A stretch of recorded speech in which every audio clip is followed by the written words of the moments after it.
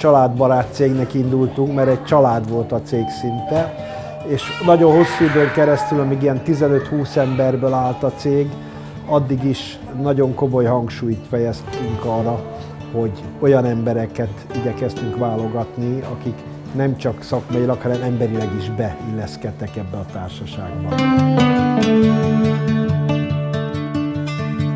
Családi vállalkozásként úgy, hogy édesapánk alapította a céget, gyakorlatilag adott volt az, hogy családbarát vállalkozásként dolgozzunk a Computrendben. Nagyon fontos, hogy itt a cégen belül legyenek ilyen pillanatok, amikor nem csak együtt dolgozunk, hanem együtt teszünk valamit a gyerekeinkért, a közösségért.